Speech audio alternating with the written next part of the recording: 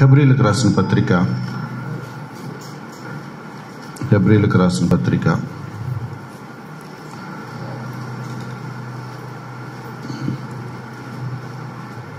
10వ అధ్యాయం. హెబ్రీయులకు రాసిన పత్రిక 10వ అధ్యాయం.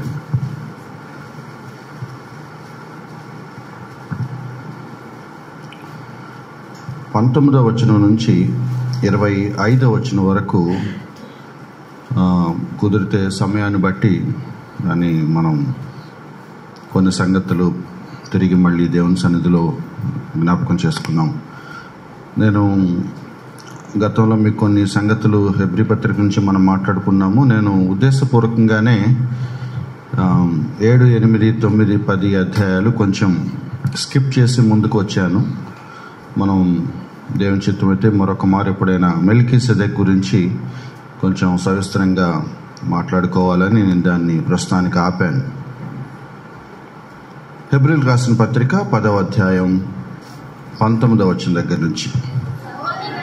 సహోదరులారా, యేసు మన కొరకు ప్రతిష్ఠించిన మార్గమున అనగా నూతనమైనదియు జీవము గలదియు ఆయన శరీరమును తెర ద్వారా ఏర్పరచబడినదియునైన మార్గమున ఆయన రక్తము వలన పరిశుద్ధ స్థలమునందు ప్రవేశించుటకు మనకు ధైర్యం కలిగి ఉన్నది గనుక దేవుని ఇంటి పైన మనకు గొప్ప యాజకుడున్నాడు గనుక మనస్సాక్షికి కల్మషము తోచకుండానట్లు ప్రోక్షింపబడిన హృదయములు కలవారమై నిర్మలమైన ఉదకముతో స్నానము చేసిన శరీరములు గలవారమై ఉండి విశ్వాస విషయంలో సంపూర్ణ నిశ్చయత కలిగి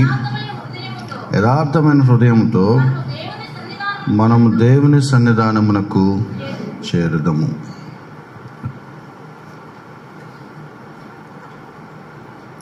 హెబ్రీ పత్రికలో చాలా గంభీరమైన విషయాలు ఆ రచయిత రాసుకుంటూ వస్తూ, ఇప్పుడు మనం చదువుకున్న వాక్య భాగం దగ్గరికి వచ్చేటప్పటికి ఇప్పుడు దాకా బోలెడైన సంగతులు వివరిస్తూ వచ్చాడు. ఆ సంగతులను ఇప్పుడు వ్యక్తిగత ప్రాక్టికల్గా అనుదిన జీవితానికి ఎలా వర్తింప చేయాలో చెప్తున్నాడు అన్నమాట. మన ఇన్ని రోజులు హెబ్రీ పత్రికలో మాట్లాడుకున్న ఒక ప్రాముఖ్యమైన సంగతి ఏంటంటే, యేసుక్రీస్తు వారు ప్రధాన యాజకుడిగా మన పక్షాన దేవుని ప్రత్యక్ష గుడారం లేదా ఆలయంలో దేవుని సన్నిధిలో ఒక కార్యక్రమం జరిగించాడు. మనం రిపీటెడ్గా మాట్లాడుకుంటున్నాం. హెబ్రీ పత్రిక అంతా ఒకటే స్టోరీ ఉంది, అంటే రకరకాల కోణాలను చెప్తూ వచ్చాడు. నేను తిరిగి మళ్ళీ మీకు క్లుప్తంగా దాన్ని జ్ఞాపకం చేస్తున్నాను. 2 విషయాలు జ్ఞాపకం చేయాలి. ఒకటి, ప్రత్యక్ష గుడారం ఒక టెంట్ లాగా ఉంటుంది. నా మాటలు మీరు కొంచెం పిక్చరైజ్ చేసుకోండి, ఊహించుకోండి. ప్రత్యక్ష గుడారం ఒక టెంట్. దాని చుట్టూ మన ఒక క్లాత్తో కట్టిన గోడలు ఉంటాయి, మన షామియానా వాల్స్ లాగా,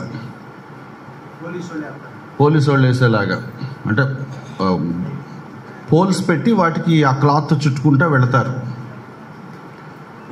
పెళ్ళిళ్ళు భోజనాలకి సైడ్ వాల్స్ అంటాం చూసారు, అవన్నమాట. అట్లా ఉంటాయి, క్లాతే అడ్డుగా ఉంటుంది. దానికి ఒకే ఒక ప్రవేశ ద్వారం ఉంది. ప్రత్యక్ష గుడారానికి లోపలికి ఎంట్రీ, ప్రవేశానికి ఒక్క మార్గమే ఉంది. ఎవరైనా అటు నుంచే రావాలి, ఇంకెటు నుంచి రావటానికి వీలు లేదు. నేనే మార్గాన్ని యేసుక్రీస్తు వారు చెప్పినప్పుడు ఒక అర్థం అదే అన్నమాట. ఎవరైనా దేవుడి సన్నిధికి రావాలంటే నా ద్వారానే రావాలి, వేరే ఇంకా పద్ధతి ఏమి లేదు. ఒకే ఒక గేట్ ఉంటుంది, ఆ ఒక్క గేట్లోంచి రావాలి. గేట్ కూడా కాదు, అది తెరల ద్వారం. లోపలికి వచ్చాక ఇదంతా ఓపెన్గా ఒక ప్లేస్ ఉంటుంది. ఆ ఓపెన్ ప్లేస్లో కాళ్ళు కడుక్కోవటానికి కొన్ని పరికరాలు, లేకపోతే బలిలు అర్పించడానికి ఈ తీసుకొచ్చిన గొర్రెపిల్లను మేకబలను ఒక పక్కన వధించి, దాన్ని వధించిన తర్వాత తీసుకొచ్చి యాజకుడి చేతిలోకి ఇస్తే యాజకుడు దాన్ని తీసుకొని వెళ్ళి బలిపీఠం మీద పెట్టి దేవుడికి అర్పిస్తాడు. ఇది బయట ఆవరణలో ఉండే కార్యక్రమం. అక్కడ ఒక టెంట్ కనపడతా ఉంటుంది. ఆ టెంట్ 2 భాగాలుగా ఉంటుంది. మొదటి భాగంలోకి యాజకుడు వెళ్తాడు, మనం వెళ్ళటానికి లేదు. యాజకుడు వెళ్ళి లోపల దేవుడు చెప్పిన కొన్ని పనులు చేస్తూ ఉంటాడు. అక్కడ సన్నిధానపు రొట్టెల బల్ల ఉంటుంది, అక్కడ దీపస్తంభం ఉంటుంది, ఎదురెదురుగా ఉంటాయి. అక్కడ సుగంధ ధూపం ద్రవ్యాలు దేవుడికి ఆయనకి మంచి ఆగ్రహించే వాసన వ్యక్తం చేసే ఒక టేబుల్ ఒకటి ఉంటుంది. యాజకుడు వెళ్ళి ఆ పనులు చేయాలి. దాని తర్వాత ఇంకొక తెర ఉంటుంది. ఆ తెర తీసుకొని లోపలికి వెళ్తే మందసం పెట్టి ఉంటుంది. దాని మీద దేవుని సన్నిధికి గుర్తుగా అటు ఇటు 2 కెరూబులు కాపలా కాస్తున్నట్టుగా ఆ బాక్స్ మీద ఉండాలి.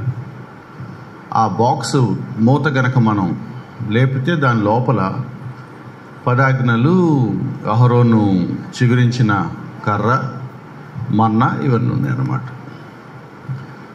ఇవన్నీ యాజకుడు చూసి చెప్పటమో అలా ఉన్నాయని మోషే లాంటివాడు చెప్తే మనకు తెలిసినవి తప్ప, అకేషనల్గా ఎవరైనా లోపలికి వెళ్ళి చూసిన యాజకులకే ఆ సంగతులు ఐడియా ఉన్నాయి తప్ప సామాన్య మానవుడు ఆ లోపలికి వెళ్ళటానికి వీల్లేదు. ఈ స్టోరీ మొత్తంలో సామాన్య మానవుడు ఎక్కడి వరకు వెళ్ళగలడు అంటే, ఓ గొర్రె పిల్లనో మేక పిల్లనో బలిగా అర్పించడం, తన పాపాలకి క్షమాపణ వేడుకోవటం కోసం తీసుకొని వచ్చి ఆ బయట ఉన్న ఓపెన్ ప్లేస్లోకి మాత్రమే వెళ్ళగలడు. టెంట్ లోపలికి వెళ్ళే అవకాశం అతనికి లేదు. టెంట్ లోపలికి యాజకుడు మాత్రమే వెళ్ళగలడు. ఇక అతి పరిశుద్ధ స్థలంలోకి ఎవరు వెళ్ళలేరు. ఈ బయట ఉన్నదాన్ని సామాన్యమైన స్థలం అని అనుకుంటే, టెంట్ మొదటి భాగం పరిశుద్ధ స్థలము, టెంట్ లోపల భాగం అతి పరిశుద్ధ స్థలం అన్నప్పుడు, అతి పరిశుద్ధ స్థలంలోనికి యాజకుడికి అర్హత లేదు. సంవత్సరానికి ఒకసారి అతి కష్టం మీద దేవుడు లోపలికి రానిస్తే, అది కూడా చాలా భయపడుతూ జాగ్రత్తలు తీసుకుంటూ, లోపల ఏమైనా మిస్టేక్ జరిగితే దేవుని ఉగ్రత చవి చూడాల్సి వస్తుంది. కాబట్టి దేవుడే వాళ్ళకు ఒక పరిష్కారం చెప్పాడంట, ఏటా ఒకసారి రావాలి నువ్వు, అప్పుడు బయట నీ పాపాల గురించి నువ్వు సరి చేసుకొని బళ్ళు అర్పించుకొని వేరే వాళ్ళ గురించి కూడా బళ్ళు అర్పించి ఆ రక్తాన్ని తీసుకొని నువ్వు లోపలికి రావాలి. ఏ మిస్టేక్ జరిగినా నువ్వు అక్కడే దేవుడి సన్నిధిలో చచ్చి పడిపోతావు. వాడిని తీసుకెళ్ళటానికి మళ్ళీ ఇంకోటి వచ్చినా కూడా వాడు పాపే కాబట్టి, వాడు చనిపోయే ప్రమాదం ఉంది కాబట్టి అతని నడుంకి ఒక తాడు కట్టి అతను పంపించండి. ఇన్ కేస్ ఒకవేళ పొరపాటు జరిగితే మీకు అర్థమైతే ఎంతసేపటికి రాకపోతే బయట నుంచి బయట మీరు ఆ తాడు లాక్కొని మెల్లగా బాడీని వెనక్కి లాక్కోవచ్చు. తర్వాత దేవుడు కొన్ని ఇన్స్ట్రక్షన్స్ ఇస్తే ఆ ప్రత్యక్ష గుడారాన్ని మళ్ళీ ఒకసారి క్లెన్స్ చేసుకొని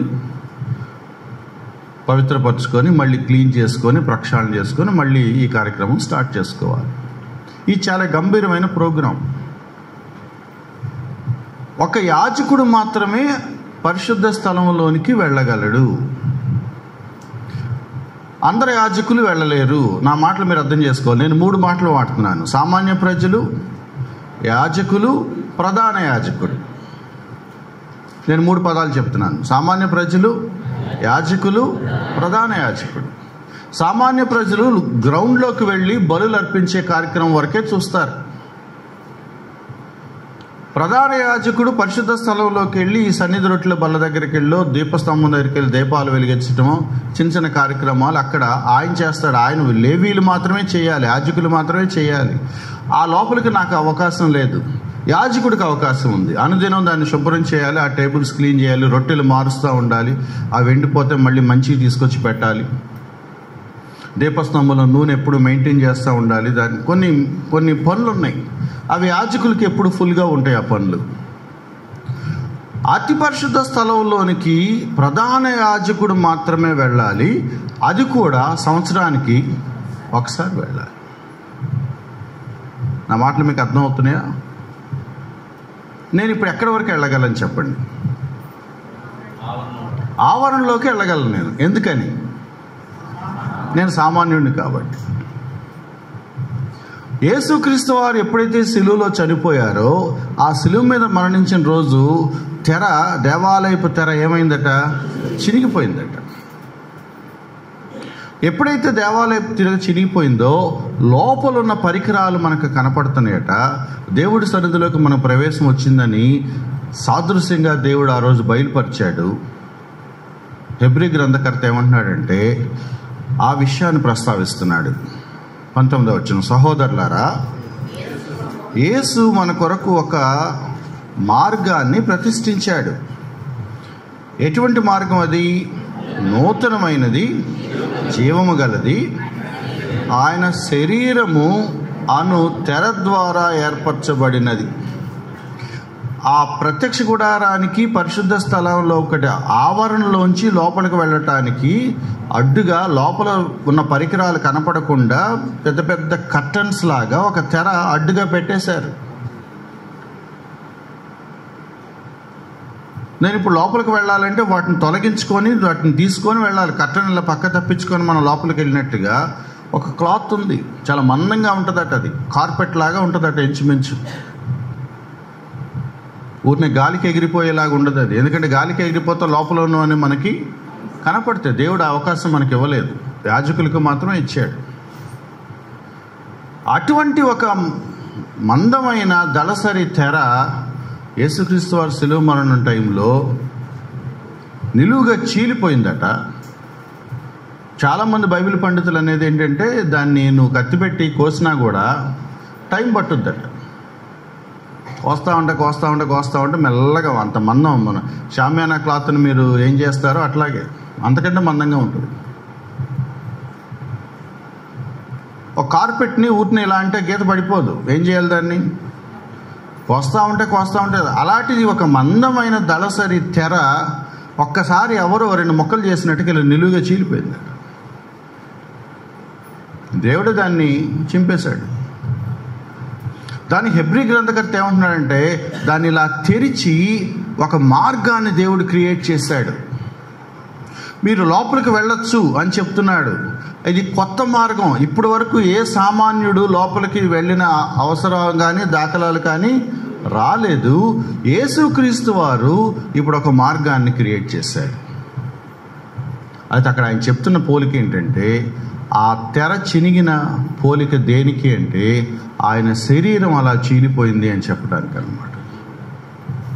తన శరీరం అనే తెరను 2గా చీల్చి నా ద్వారా మీరు లోపలికి దేవుని సన్నిధికి వెళ్ళొచ్చు అని ఒక కొత్త నూతనమైన జీవం కలిగిన మార్గాన్ని ఆయన ఏర్పాటు చేశాడు. ఎలా ఏర్పాటు చేశాడో దాన్ని పక్కనే చెప్తున్నాడు. ఆయన రక్తము వలన పరిశుద్ధ స్థలమునందు ప్రవేశించుటకు మనకు ధైర్యం కలిగి ఉన్నది. ఎవరిని లోపలికి రానిచ్చాడు? ప్రొసీజర్ ఏంటి? నేను బయటికి వెళ్ళి ఆవరణలో నిలబడి, నా మాటలు సరిగా అర్థం చేసుకుని, నేను ఆవరణలో నిలబడి ఒక గొర్రెపిల్లను తీసుకొని యాజకుడి దగ్గరికి వచ్చి, అయ్యా నా పాపాల కోసం మీరు ప్రాయశ్చిత్తం చేయండి అంటే దాన్ని వధించి దేవుడు చెప్పిన ప్రొసీజర్ ఏదో ఫాలో అయ్యి బలిపీఠం మీద పెట్టి దాన్ని బలి చేసి వధించో లేకపోతే దహించో ఏదో పాత నిబంధన సిస్టమ్ ప్రకారం ఆ వధించినప్పుడు వచ్చిన రక్తాన్ని ఒక గిన్నెలోకి తీసుకొని, మీకు అర్థమవుతుందని నేను చెప్పేది, ఒక గొర్రెపిల్లను బలిస్తాము. బలిచిన తర్వాత ఆ రక్తాన్ని ఒక బౌల్లోకి తీసుకొని ప్రధాన యాజకుడు ఏటా ఒకసారి తన ప్రజల నిమిత్తం వారి పాపాల నిమిత్తం ఈ రక్తాన్ని తీసుకొని అతి పరిశుద్ధ స్థలంలోనికి అత్యంత భయంతో వెళ్ళి ఆ రక్తంలో ఏమంటాం చూపుడు వేలుతో లేకపోతే ఒక ఫింగర్ వేలుతో ముంచి కొన్ని చుక్కలు ఆ మందసం పెట్టె మీద చల్లాలి, ప్రోక్షించాలి. అంటే దేవుడి సన్నిధి అతి పరిశుద్ధ స్థలంలోకి వెళ్ళి నేను తెచ్చాను ప్రాయశ్చిత్త రక్తాన్ని అని దేవుడికి చూపించినట్లు అన్నమాట. ఆయన ఆ రక్తాన్ని ఆ మందసం పెట్టెకి తాకినప్పుడు, ఆయన దాన్ని స్వీకరించినప్పుడు ఈయన దానికి సంతోషంగా బయటకు వచ్చేయాలి. కానీ ఇక్కడ గొర్రెపిల్ల ప్లేస్లో చనిపోయింది ఎవరు? యేసుక్రీస్తు వారు. బలి అర్పించింది ఎవరు? పశువు, బలి పశువు, పస్కా పశువు, గొర్రెపిల్ల స్థానం ఆయన తీసుకుంటాడట. దాన్ని బలి అర్పించి దేవుడికి ముందు పెట్టే బాధ్యత, యాజకుడి బాధ్యత ఆయన తీసుకుంటాడు. ఆ రక్తాన్ని పట్టుకుని అతి పరిశుద్ధ స్థలంలోకి వెళ్ళే బాధ్యత ఎవరు తీసుకుంటారు? ఆయన తీసుకుంటాడు. అక్కడ మళ్ళీ ఆ రక్తాన్ని స్వీకరించే బాధ్యత ఎవరిది? దేవుడిదే. నేను ఊరికి గొర్రెపిల్లని పట్టుకుని ఆవరణలోకి వస్తానంతే.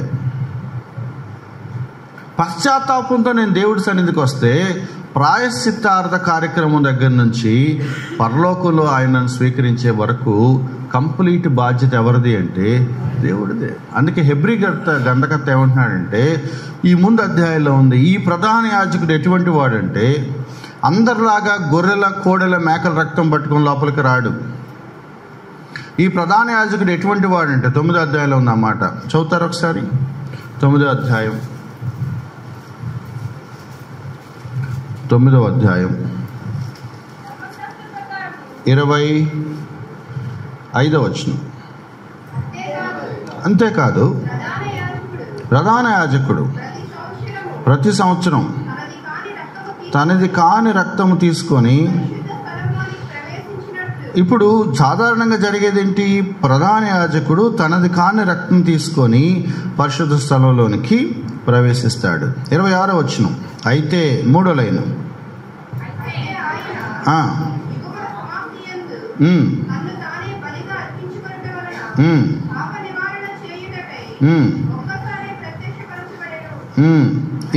ప్రధాన యాజకుడు పదే పదే వెళ్తాడు, ఈయన ఒక్కసారే వెళ్ళాడు. ఇది మొదటి పాయింట్. రెండవది 12వ వచనం,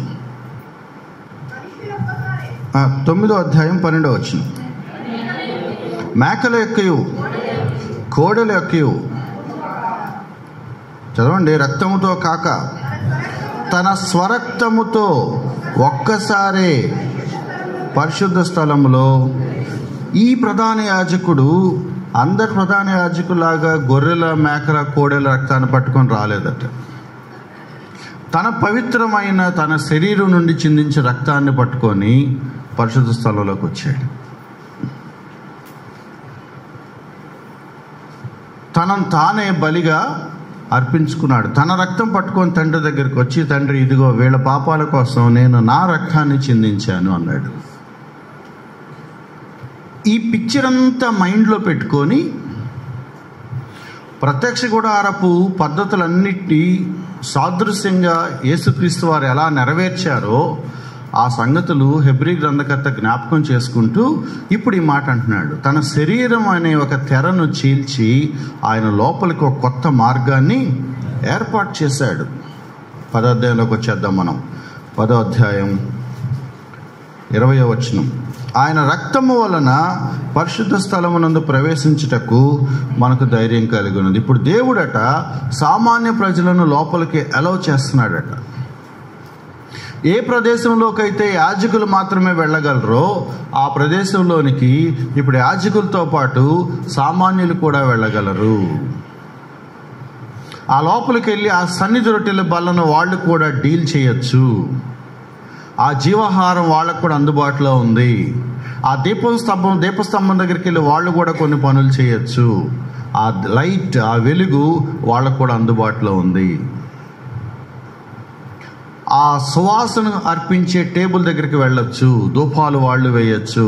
ఎందుకంటే దేవుడు వాళ్ళని స్వీకరిస్తాడు. ఎలా వచ్చేసారు మీరు లోపలికి? యాజకుడు మాత్రం రావాల్సిన ప్లేస్లోకి కామన్ మ్యాన్ ఎలా తిరుగుతున్నాడు అంటే, యేసుక్రీస్తు వారి రక్తము వలన నాకు ప్రవేశం కలిగింది. ప్రత్యక్ష గుడారం పాత నిబంధన స్టోరీ అంతట్లో ప్రతి పరికరానికి తిరిగి దాని ప్రయోజనం ఎక్కడుందంటే యేసుక్రీస్తు వారి దగ్గరే ఉంది. ఆఖరికి ఆ కర్టన్స్ కూడా ఎవరి గురించి చెప్తున్నాయంటే యేసుక్రీస్తు వారి గురించే చెప్తున్నాయట. ఆ కర్టన్ తెగిపోయింది, ప్రజలు లోపలికి వచ్చారు. ఇదంతా ఎందుకు మాట్లాడుకుంటున్నామంటే ఎంతసేపు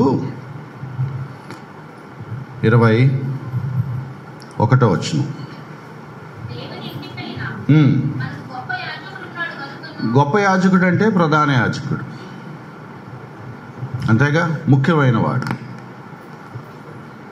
రెండు విషయాలు గుర్తుపెట్టుకోవాలి. ఇప్పుడు నేను ఇప్పుడు దాకా బయట ఆవరణలో తిరిగిన పాపిని, కానీ ఇప్పుడు నాకు పరిశుద్ధ స్థలంలోనికి ప్రవేశం కలిగింది. ఎవరి వల్ల? యేసుక్రీస్తు వారి వల్ల.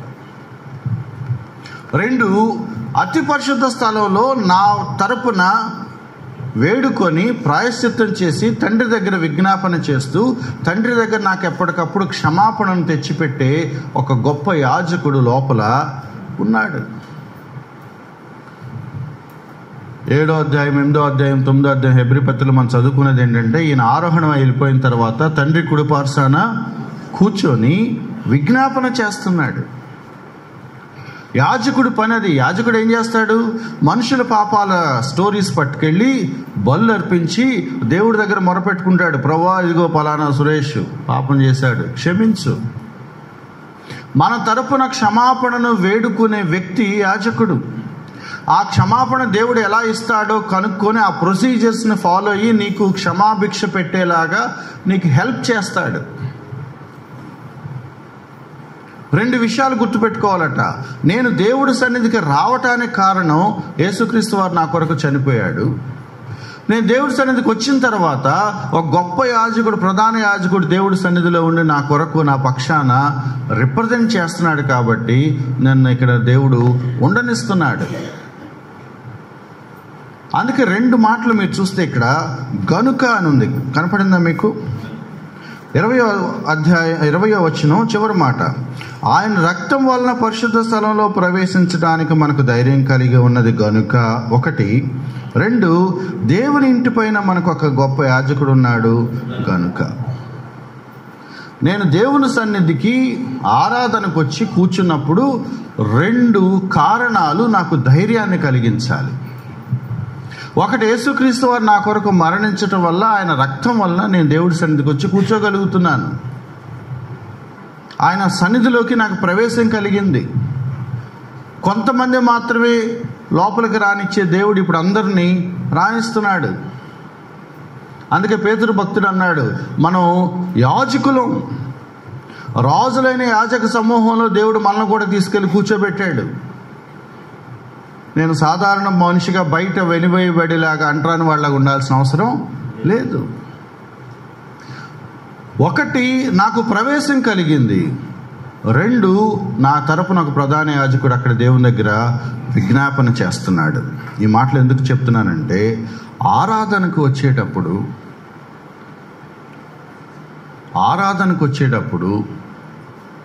సువార్తను గుర్తు చేసుకొని రమ్మని హెబ్రీ గ్రంథకర్త చెప్తున్నాడు.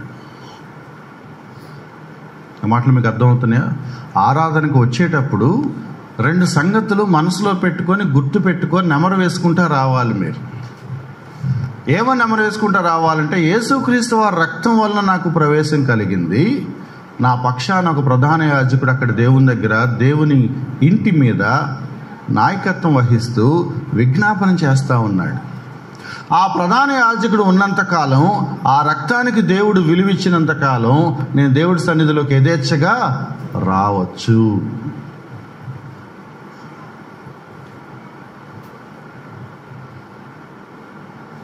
అలవాటు చేసుకోవాలి. నిన్న సాయంత్రం శనివారం ప్రార్థనకి వెళ్ళే సత్యం గారు ఏమంటాడో ఏమో అనుకుంటా రావటం కాదు. ప్రభువు నీ కొరకు ఏం చేశాడో, ఎటువంటి యాజకత్వం జరిగించాడో, ఎటువంటి ప్రాయశ్చిత్తం జరిగించాడో, దానివల్ల నీకు ఏమి వచ్చిందో దాన్ని గుర్తు చేసుకుంటూ రావాలి. ఇక్కడ రాయబడిన మొదటి మాట ఏంటంటే 22వ వచనం, మనస్సాక్షికి కల్మషం తోచకుండా రావాలి. దేవుడి సన్నిధికి మీరు వచ్చేటప్పుడు గిల్టీ ఫీలింగ్ పెట్టుకోవాల్సిన అవసరం లేదు. ఏదో ఒక అపరాధ భావన పెట్టుకొని, బ్యాడ్ కాన్షియస్తో, గిల్ట్ పెట్టుకొని, ఒక నెగిటివ్ మైండ్ పెట్టుకొని మళ్ళీ ఏ మొహం పెట్టుకొని వెళ్తాం దేవుడి సన్నిధికి అని మీరు రావాల్సిన అవసరం లేదు. మీరు ఏవైతే అనుకుంటున్నారో అవన్నీ కూడా దేవుడు ప్రాయశ్చిత్తం చేసేశాడు. దాన్ని అలాగే ఎఫెక్టివ్గా ఉంచడానికి ఒక ప్రధాన యాజకుడు ఇప్పటికీ దేవుని ఇంటిలో పనిచేస్తూనే ఉన్నాడు. ఆరాధనకు నేను వచ్చే ముందు 2 గంభీరమైన సత్యాలు గుర్తు చేసుకొని నేను హ్యాపీగా ఎగురుకుంటూ లోపలికి వచ్చేయచ్చు. ఏ మొహం పెట్టుకొని వచ్చావు అని దేవుడిని అడిగితే, యేసుక్రీస్తు వారి రక్తం వల్ల లోపలికి వచ్చాను. ఓ ప్రధాన యాజకుడు ఉన్నాడు, ఆయన బట్టి ధైర్యం కలిగి లోపలికి వచ్చాను. నీ మనసుకేం అనిపించదా, నీకు సిగ్గేం అనిపించదా అని అంటే, నా మనస్సాక్షి కల్మషం ఏమీ తోచట్లేదు. ఎందుకంటే నేనైతే చేశాను, కానీ దాన్ని కడిగి పవిత్రపరిచి ప్రాయశ్చిత్తం చేసి తన రక్తంలో దాన్ని బాగు చేసిన ఒక యాజకుడు నా కొరకు ఉన్నాడు. దేవుడు సన్నిధికి వచ్చినప్పుడు గిల్టీగా ఫీల్ అవ్వాల్సిన అవసరం లేదు. నేను క్షమించానురా నాయన అన్నా కూడా ఆడు గిల్టీగా ఫీల్ అవుతా ఉంటే ఆడేమని చేయలేడు. హాస్పిటల్కి వెళ్ళా, ఓ 1 రోజులు ట్రీట్మెంట్ తీసుకున్నా, తగ్గిపోయిన సురేష్ నవ్వు యూ కెన్ గో హోమ్ అన్నా డాక్టరు. నేను వెళ్ళను, ఇక్కడే ఉంటా అంటే ఏమంటాడు, నీకు తగ్గిందిరా, బాగానే ఉంది, హ్యాపీగా వెళ్ళిపో, ఉద్యోగం చేసుకున్నాడు అంటున్నాడు. నాకు తగ్గలే. ఎవరు డాక్టరు, మీరా ఆయన? నీ పాపాలు క్షమించాను, నీ పాప ప్రాయశ్చిత్తం కోసం నా కుమారుడిని సిలువలో తెరలాగా 2గా చీల్చేశాను, నీకు పరిశుద్ధ స్థలంలోకి యాక్సెస్ ఇచ్చాను, నువ్వు హ్యాపీగా దేవుడి సన్నిధికి రావచ్చు అంటే మొహం ఒకలాగా పెట్టుకుని వచ్చేవాడిని ఏమనాలి? మీరేమనుకోతో క్వశ్చన్ అడుగుతాను, అట్టగంటారు అనుకుంటారు. మీరు పెళ్ళికి వెళ్ళేటప్పుడు ఏ ఫేస్ పెట్టుకొని వెళ్తారో, ఆరాధనకు వచ్చేటప్పుడు ఏ ఫేస్ పెట్టుకొని వస్తారు చెప్పండి. ఫోటోలు చూపించండి నాకు. ఆదివారం చర్చికి వచ్చే ముందు ఓ ఫోటో దిగండి. చర్చిలో ఎవరికైనా పెళ్ళికి వెళ్ళేటప్పుడు, చర్చి కూడా కదా, బయట ఫంక్షన్ హాల్స్కి వెళ్ళేటప్పుడు అది అప్పుడు ఫోటో తీయండి, అప్పుడు చూపించండి. నేను చాలాసార్లు చెప్తాను, చాలామంది చెప్తున్నాను, సండే ఏదో చావు కార్యక్రమానికి వచ్చినట్టుగా రామాకండి. నేను బయట పబ్లిక్ మీటింగ్స్కి పిచ్చోడ్లాగా వెళ్తాను, చర్చికి మాత్రం చాలా నీట్గా వస్తాను. ఆరాధన దేవుడి సన్నిధికి వచ్చేటప్పుడు బైరాగిలాగా రాకూడదు. ఎవరి దగ్గరికి వస్తున్నాం, ఎవరైతే నా కొరకు ప్రాణం పెట్టాడో, ఎవరినైతే నేను ఆరాధించాలనుకుంటున్నానో, ఏ దేవుడైతే నా జీవితంలో అత్యంత ఇంపార్టెంట్ వ్యక్తో ఆయన దగ్గరికి ఉసూరుమంట రావటం ఏంటి అసలు? దేశంలో అందరి దగ్గరికి వెళ్తే నీకు ఆనందంగా ఉంటుందా? ఈయన దగ్గరికి వస్తే వేమన్లాగా వస్తావా?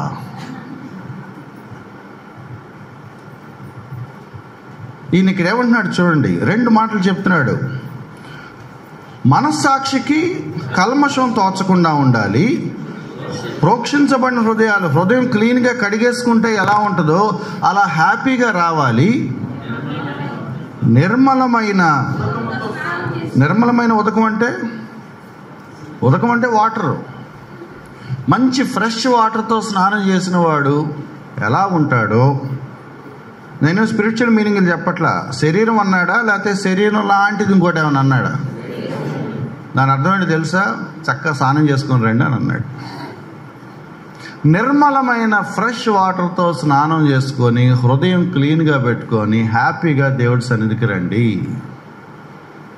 మనసు క్లీన్గా పెట్టుకొని దేవుడి సన్నిధికి రండి, శరీరం క్లీన్గా పెట్టుకొని దేవుడి సన్నిధికి రండి. శరీరమైనా దానికైనా ఆత్మీయ అర్థం ఉందా? యథార్థమైన హృదయముతో పైలైన్స్ అవుతున్నాను, విశ్వాస విషయంలో సంపూర్ణ నిశ్చయత కలిగి. ఏ నిశ్చయత? ఏ విషయంలో నిశ్చయత? ఫుల్ కన్విక్షన్ ఉండాలి, ఫుల్ అష్యూరెన్స్ ఉండాలి. డౌట్స్ ఉంటాకి వీల్లేదు. నా పాపాలు క్షమించాడా? క్షమించాడు. నేను మందిరానికి రావటానికి ఎలిజిబుల్లే. ప్రభు నా కొరకు మొత్తం చేశాడు, నన్ను వెళ్ళి ఆయన సన్నిధిలో కూర్చొని ఆనందించమంటున్నాడు, హ్యాపీగా వస్తాను. This should be our attitude. దేవుడి సన్నిధికి వచ్చేటప్పుడు ఈ వైఖరితో రావాలట. సువార్తను గుర్తు చేసుకొని దేవుడు ప్రాయశ్చిత్త కార్యక్రమం ఏం చేశాడో, నాకేమి ఇచ్చాడో, నాకేమి సంప్రాప్తించిందో గుర్తుపెట్టుకొని సంతోషంగా కల్మషం లేకుండా మంచి ప్లెయిన్గా క్లీన్గా మనసాక్షి పెట్టుకొని ఫ్రెష్గా స్నానం చేసి మంచిగా బట్టలు వేసుకొని దేవుడి దగ్గరికి, దేవుని సన్నిధానానికి, ఆ మాట ఉందా అక్కడ మీకు కనపడిందా? దేవుని సన్నిధానానికి చేరుదాము. క్లీన్ హార్ట్స్ పెట్టుకొని, మంచి క్లీన్ మనస్సాక్షి పెట్టుకొని, చక్కగా ఫ్రెష్గా శుభ్రంగా స్నానాలు చేసి, మనస్సాక్షి కల్మషం లేకుండా ప్యూర్గా, దేవుడు నన్ను క్షమించాడు, దేవుని సన్నిధికి రావటానికి నాకు ఎటువంటి అభ్యంతరాలు, ఆటంకాలు లేవు అన్నీ ఆయన రెడీ చేసి నన్ను దేవుని సన్నిధానానికి వచ్చి కూర్చోమని దేవుడు చెప్తున్నాడు. నేను రాకపోవటానికి, వచ్చి ముఖం దిగాలుగా కూర్చోవటానికి కారణాలేమీ లేవు. ఇది మనం అలవాటు చేసుకోకుండా, ఇది ప్రాక్టీస్ చేయకుండా దేవుడి సన్నిధికి వచ్చి కూర్చొని, నేను నా మనస్సాక్షిని ఏమి చేయను, నా శరీరం స్నానం చేస్తాను లేదా గ్యారంటీ లేదు. 10ంటికి సత్యం గారు రమ్మన్నారు, 9:55కి నాలాటోడు కళ్ళు తెరిచాడు అనుకోండి, ఏం చేస్తాడు? తలదు వేసుకుని పౌడర్ రాసేసుకుని వచ్చేస్తాడు. ఉన్నాయిగా స్నానం చేసినంత బిల్డప్ అనమాట. దేవుడి సన్నిధికి వచ్చి దిగాలుగా, గిల్టీ ఫీలింగ్తో, మనసులో ఏదో పెట్టుకొని, నేను ఇక్కడ కూర్చోటానికి నాకు అర్హత లేదు, యోగ్యత లేదు, రావాలి కాబట్టి వస్తున్నానన్న వైరాగ్యంతో దేవుడి సన్నిధికి ఎవరూ రావాల్సిన అవసరం లేదు. This is the best place on this universe. భూమి మీద ఎక్కడికైనా వెళ్ళి యథేచ్ఛగా ప్రశాంతంగా కూర్చోగలమంటే దేవుని బిడ్డల సహవాసం ఉన్న ప్రాంతంలోనే. ఎటువంటి అపరాధ భావం లేకుండా ఒక చోటకి వెళ్ళి దేవుని వాక్యం వింటున్నామంటే అది విశ్వాసుల ఆరాధన ప్రదేశం తప్ప ఇంకెక్కడని కుదరదు. అటువంటి చోటకు మనం ఏవో మనసులో పెట్టుకొని, చెత్తంతా పెట్టుకొని, వాటిని క్లీన్ చేసుకోకుండా, శుభ్రం చేసుకోకుండా, మైండ్ అంతా ఒకలాగా పెట్టుకొని వచ్చుకొచ్చి సత్యం గారు నా గురించే చెప్తున్నట్టున్నాడు అంటే ఎవడేం చేయలేడు, ఏం చేయలేరు. కొంతమంది ఎక్స్ట్రీమ్గా ఆలోచిస్తారు, సత్యం గారు సురేష్ గారు చేసి చెప్పిస్తున్నాడు అనుకుంటారు. ఇక వాళ్ళ బుద్ధి లోపల ఏ కల్మషం అయితే ఉంటుందో ఆ కల్మషంగానే వాళ్ళ వాక్యం తీసుకుంటూ ఉంటారు. ప్రభు నన్ను క్షమించాడు, ఆయన సన్నిధిలోకి నాకు ప్రవేశం కలిగింది, హ్యాపీగా వచ్చి కూర్చొని కృతజ్ఞతా హృదయంతో కూర్చున్నవాడు దేవుడి సన్నిధిని అనుభవిస్తాడు. మళ్ళీ అడుగుతున్నాను, 22వ వచనం, ఎలా రావాలి? దేవుడి సన్నిధానానికి ఎలా రావాలి? కలెక్షన్ల కోసం రావాలా? ఏం కలెక్షన్లో? కల్మషం ఉండకూడదు. మళ్ళీ ఇంకా క్లియర్గా, మనస్సాక్షి కల్మషం ఉండకూడదు, నిర్మలమైన శరీరాలు ఉండాలి, విశ్వాసంలో నిశ్చయిత ఉండాలి, యథార్థమైన హృదయం ఉండి హ్యాపీగా దేవుడి సన్నిధికి రావాలి. 23వ వచనం, వాగ్దానం చేసిన వాడు నమ్మదగిన వాడు గనుక మన నిరీక్షణ విషయమై మీరు ఎప్పుడైతే దేవుడి సన్నిధికి అంత హ్యాపీగా ఓపెన్ హృదయంతో గనక యథార్థంగా రాగలిగితే, దేవుడు మీకు ఏం వాగ్దానం చేశాడో దానిని మీ విషయంలో దేవుడు నెరవేరుస్తాడు. అది ఆయన ఇచ్చిన మాట. ఇది మనం దేవుని దగ్గర గుర్తుపెట్టుకోవాలి. 24వ వచనం, కొందరు రెండో కేటగిరీ ఉన్నారట. కొంతమంది ఏమో దేవుడి సన్నిధికి వస్తారు కానీ గిల్టీ ఫీలింగ్ పెట్టుకొని వస్తారు, రావాల్సిన పద్ధతిలో రారు, సువార్తను గుర్తు చేసుకుంటూ ఆరాధనా హృదయంతో రారు, ఎలా పడితే అలా వచ్చి కూర్చుంటారు, ఏం విషయాలు మనసులో పెట్టుకోవాలో తెలియదు, చెత్తంతా పెట్టుకొని వచ్చి దేవుడి సన్నిధిలో కూర్చుంటారు. రెండో కేటగిరీ ఉన్నారంట, అసలు వాళ్ళు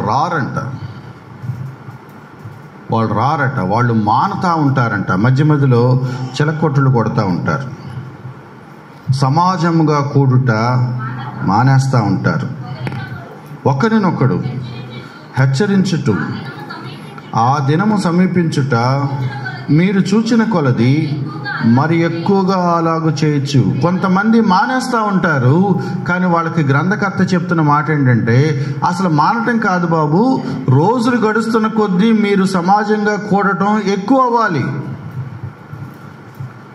ప్రభు దినం సమీపించే కొలది వారానికి ఒకసారి కలవటం కాదు, వారానికి 2 సార్లు 3 సార్లు దాని ఫ్రీక్వెన్సీ పెరగాలి.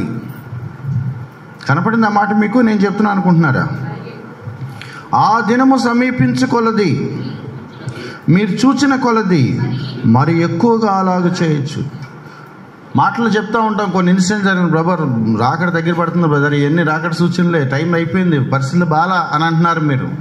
అన్నప్పుడు వెంటనే మనం చేయాల్సిన పని ఏంటంటే మరి ఎక్కువగా సమాజంగా కూడే కార్యక్రమం పెట్టాలి. అయిపోయింది, ప్రభు వచ్చేస్తున్నాడు, టైం బాగలేదు, పరిస్థితులు బాగలేవు అంటున్నారు, కానీ అసలు రావాల్సింది కూడా రావట్లేదండి. కొందరు మానుకుంటున్నారు. సమాజంగా కూడటం అనేది దాని విలువ వాళ్ళకు తెలియటం లేదు. నా ఉనికి మీతో ముడిపడి ఉంది, మీ విశ్వాసం నాతో ముడిపడి ఉంది. అందరం ఒక చోట కూర్చొని మన విశ్వాసాన్ని బట్టి దేవుని సన్నిధిలో కూర్చొని ఆ విశ్వాస విషయంలో నిశ్చయత కలిగి యథార్థమైన హృదయంతో దేవుడి సన్నిధిలో సమయం గడపటం కోసం మన పనులు పక్కన పెట్టుకొని, మన ప్రాధాన్యతలు పక్కన పెట్టుకొని ఇక్కడ కూర్చోవాలి. ఇశ్రాయేలు ప్రజల గురించి మరి నేను మీకు చెప్పానో లేదో, దేవుడు వాళ్ళకి విశ్రాంతి దినం పాటించమని చెప్పాడట. విశ్రాంతి దినం పాటించడం అంటే అర్థం ఏంటంటే ఆ రోజు మీరు ఏ పనులు చేయకూడదు. విజయవాడలో ఎంతమంది జనాభా ఉంటారు? ఓ 10 లక్షల మంది ఉంటారా? 10 లక్షల మంది ఇజ్రాయేల్ ప్రజలు అనుకోండి, ఊరు ఇజ్రాయేల్ అనుకోండి. శనివారం వస్తే ఇజ్రాయెల్ దేశం ఎట్లా ఉంటుంది?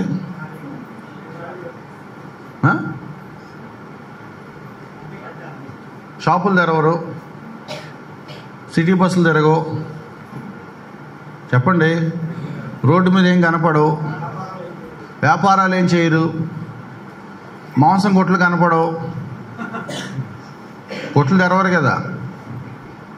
ఒక ఆయన ఏమన్నాడంటే నేషన్ షట్ డౌన్ అన్నాడు. నేషన్ షట్ డౌన్ అంటే ఒక దేశం అన్ని తలుపులు మూసేసుకొని కూర్చుంటుందట. బంద్ జరిగితే రోడ్డు ఎలా ఉంటుందో ఆ దేశం ప్రతి సబ్బాతు రోజున బంద్ జరిగినట్లుగా ఉంటుందట.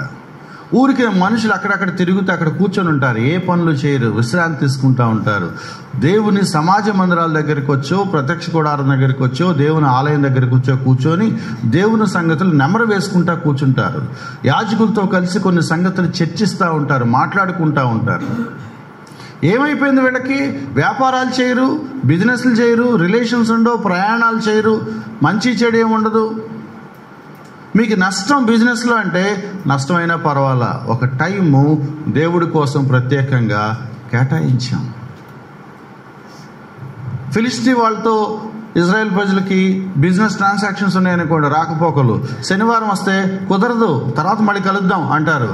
అదేంటి ఇష్టం వచ్చినప్పుడు కుదరదంటే ఎట్లాగా? నీతో క్యాన్సిల్ అని అనుకో, మానేయ్ అంటాడు. మీ బిజినెస్ పోతుంది, పోనీ. యెహోవా సన్నిధిలో గడపడం కంటే పెద్ద వ్యవహారం ఏమీ లేదు. ఇశ్రాయేలు ప్రజలు ఎప్పటికీ వాళ్ళ బిజినెస్ల మీద, వాళ్ళ జీవితాల మీద, వాళ్ళ పొలాల మీద ప్రయోగాలు చేశారట. శనివారం వస్తే పొలం దగ్గరికి వెళ్ళడు, ఇగో పశువులు తినేస్తున్నాయి, కానీ చేసేదే ఉంది. ఎవడో వచ్చి మీ పొలాల్ని పాడు చేసేస్తున్నాడు, ఏదేదో చల్లేస్తున్నాడు, చచ్చిపోతున్నాయి, పోనీ తర్వాత చూసుకుందాం. ఏంటి అంటే భూమి మీద నాకుండే ఎమర్జెన్సీ సంగతులన్నిటికంటే మించి యెహోవా సన్నిధిలో కూర్చోవటం నాకు చాలా ప్రాముఖ్యం. ఆ దినం సమీపించటం మీకు అర్థమవుతున్న సైన్స్ కనపడతా ఉంటే, మీరు చూస్తుంటే దగ్గర పడుతుందని మీకు అనిపిస్తూ ఉంటే, మీరు ఇమ్మీడియట్గా చేయాల్సింది ఏంటంటే సహవాసానికి ప్రాధాన్యత ఇవ్వటం. ప్రభు దగ్గరకు వచ్చేస్తున్నాడు, రాకడ గుర్తులు కనపడుతున్నాయి, టైం దగ్గర పడింది, షార్ట్ టైం ఉందని మీకు అనిపిస్తే మీరు హడావుడి పడి కబుర్లు చెప్పడం కాదు, ఫెలోషిప్కి ప్రాధాన్యత ఇవ్వాలి. వేరే ఆల్టర్నేటివ్ ఇవ్వలేదు దేవుడు. సమాజంగా కూడటం మానద్దు. ఆ దినం సమీపిస్తుందని మీకు అర్థమైతే మరి ఎక్కువగా గ్యాదర్ అవటం స్టార్ట్ చేయండి. ఆదివారం గ్యాదర్ అవుతారా? బుధవారం గ్యాదర్ అవుతారా?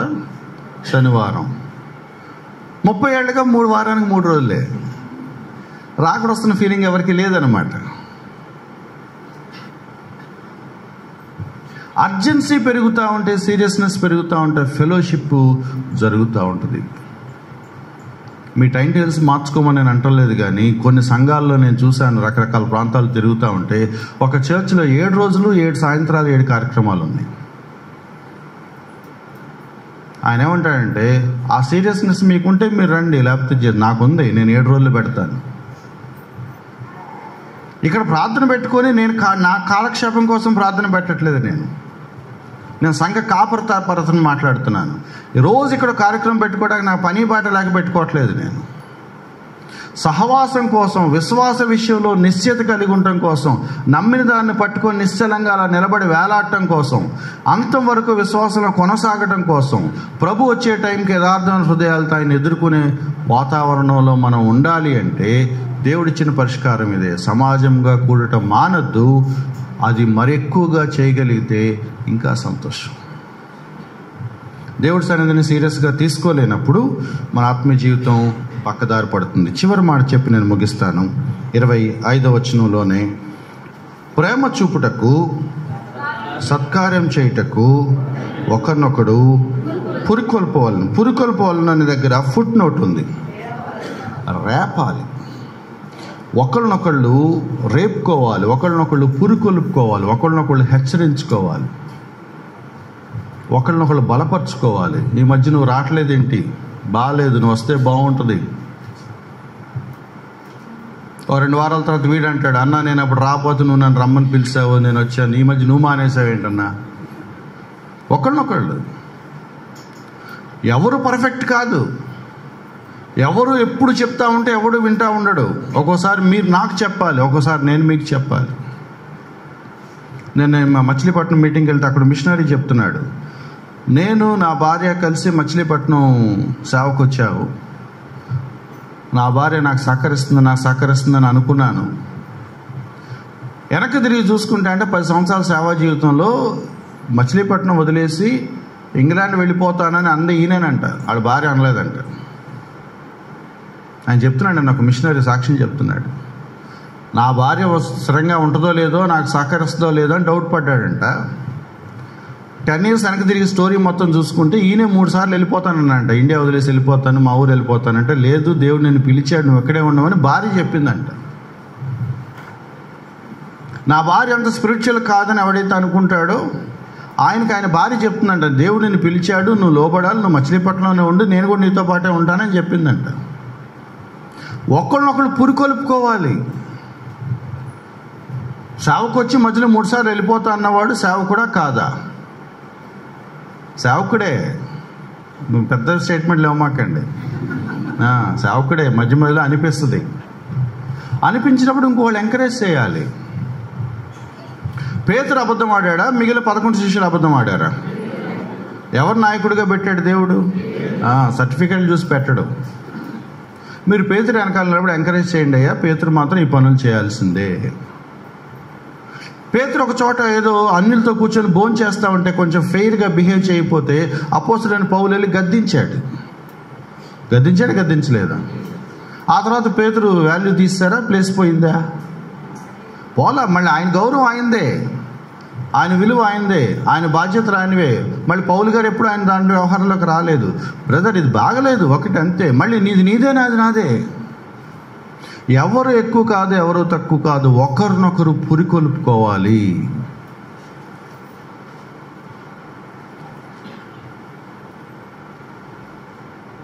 నేను బలహీనంగా ఉన్నప్పుడు, నేను కొంచెం అటు ఇటు చెదిరిపోతున్నప్పుడు, నేను విశ్వాసంలో కొంచెం నిరుత్సాహంగా కృంగిపోయినప్పుడు మీరు వచ్చి నన్ను బలపరచాలి. మీరు కృంగిపోయినప్పుడు నేను వచ్చి మీకు ఉపయోగపడాలి. ఒకరినొకరు టాస్క్ ఏంటంటే, మీరు నేను ఆ దినము సమీపించుట చూస్తున్న కొలది సమాజంగా కూడుట మానకుండా, కుదిరితే మరీ ఎక్కువగా దేవుడి సన్నిధిలో గడపటానికి మీరు నన్ను లాక్కు రావాలి, నేను మిమ్మల్ని లాక్కు రావాలి. తోటి విశ్వాసుల విషయంలో నా బాధ్యత ఏంటో తెలుసా? దేవుని బిడ్డల సహవాసంలో వాళ్ళు కన్సిస్టెంట్గా వచ్చేలాగా నేను మిమ్మల్ని తోసుకురావాలి, మీరు నన్ను తోసుకురావాలి. నేను డిగ్రీ టైంలో చాలా విచిత్రమైన పనులు చేసేవాడిని. వాటి దీవెన నేను చూశాను, వాటి ఆశీర్వాదాలు నేను చూశాను. ఆదివారం మా చర్చికి ఎవరు రాలేదు, వాళ్ళందరి పేర్లు మనసులో పెట్టుకునేవాడిని. ఒక మండే గ్యాప్ ఇచ్చి ట్యూస్డే సైకిల్ వేసుకొని బయలుదేరేవాడిని. వెళ్ళి కూర్చొని కాఫీ ఇస్తారా ఎవరా అని కూర్చునేవాడిని. ఏ పిల్లడు ఒకడు దబా ఇచ్చి మరీ తీసుకుంటాడు అని ఒక కాఫీ పట్టుకొచ్చేది. ఏంటి వచ్చావు అనేది, ఏంటి వచ్చాం కాదు, ఏంటి రాలేదు, ఉంటే లేవయ్యా పిల్లోడు నీకేం తెలుసు బాధలు అంటదనమాట. పిల్లోడికి బాధలేం చెప్పవసరంలా, మీరు రండి. ఇంకోటి కొంచెం రెటకారంగా మాట్లాడేవాడిని. మాకు మీ స్టోరీలు వద్దండి, మీరు వస్తారా రారా అనేవాడిని. నీకు తెలియదు కొన్ని ఉన్నాయి అక్కడ, ఉన్నాయి కరెక్టే, నేను అడగట్లేదుగా, మీరు రండి. ఓ పావు గంట అరగంటకు కన్విన్స్ అయ్యేవాళ్ళు. నెక్స్ట్ సండే వచ్చేవాళ్ళు. ఏంటి ఆంటీ గారు మనం రాలేదు, ఇప్పుడు ఈ పిల్లడి వల్ల వచ్చాను అనేవాళ్ళు. నాకు అది సాక్ష్యం. ఎందుకు వచ్చారు నాకెందుకు, నా గోల పడలేక వచ్చారు, సంతోషం. వచ్చాక వాక్యం వింటారు, దేవుడు పట్టుకుంటాడు, మళ్ళీ కంటిన్యూ అవుతారు. ఇప్పటికి ఎప్పుడన్నా కొన్ని పాత మా సంఘం వైపు కొన్ని ఫ్యామిలీస్ వైపు వెళ్తూ ఉంటారు, నీ వల్లే మేము ఎప్పటికీ ఈ సంఘంలో ఉన్నామని ఎవరినంటే తృప్తిగా ఉంటుంది. మనం ప్రసంగాలు చేయలేదు వాళ్ళకి. బర్నబా పరిచర్య అంటారు దీన్ని. వెతుక్కుండా వెళ్ళి ఎవరైతే సరిగా ఇంట్రెస్ట్గా లేరో, డల్గా ఉన్నారో, బాధలో ఉన్నారో వాళ్ళని కొంచెం మోటివేట్ చేసి, మీరేం చేయరు, పెళ్ళికి పిలుచుకెళ్ళినట్టుగా చర్చికి తీసుకొస్తారు అంతే. ఇన్విటేషన్ లేకుండా ఎన్నిసార్లు పెళ్ళిళ్ళకి వెళ్ళారు చెప్పండి యథార్థంగా. చర్చికి రారా? ఒకడు వెళ్తుంటే ఆడు వెనకాల వేసుకోలే, ఎగరేసుకుంటే సిగ్గు లేకుండా. అంతకంటే మంచి సన్నిధికి దేవుడి ప్లేస్కి ఎవడో ఒకడు వ్యక్తి తీసుకొస్తా ఉంటే రావటానికి ఏంటి ఇబ్బంది? ఇది మన మినిస్ట్రీ. బైబిల్ చెప్తున్నది ఏంటంటే, ఒక వ్యక్తికి సువార్త చెప్పి ప్రభువులో నడిపించడం ఎలాగో, ఒక వ్యక్తి సత్యం నుండి తప్పిపోయినప్పుడు మీరు వెళ్ళి అతనితో మాట్లాడి తీసుకొస్తే వాడిని అగ్నిలో నుండి బయటికి లాగినట్లుగా ఉంటుంది. యాకోబు పత్రికలో ఆ మాట ఉంది. ఇదొక పరిచర్య.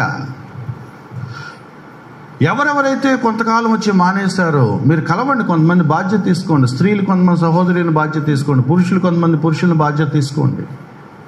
బ్రదర్కి ఇదివరకు మీరు వచ్చేవాళ్ళు ఇప్పుడు రావట్లేదు, ప్రాబ్లం ఏంటి? సత్యం గారికి నాకు ఇప్పుడు పడలేదు, ఇప్పుడు పడుద్ది, రండి మేము పడేస్తాం, ఏదో చేయండి, మీరు తీసుకురండి. ఫెలోషిప్ ఎంత ఇంపార్టెంట్ అని మీరు గుర్తిస్తారో, ఆ ఫెలోషిప్ మీ తోటి విశ్వాసులకు కూడా అంతే ఇంపార్టెంట్ అని మీరు గుర్తించకపోతే ప్రమాదం.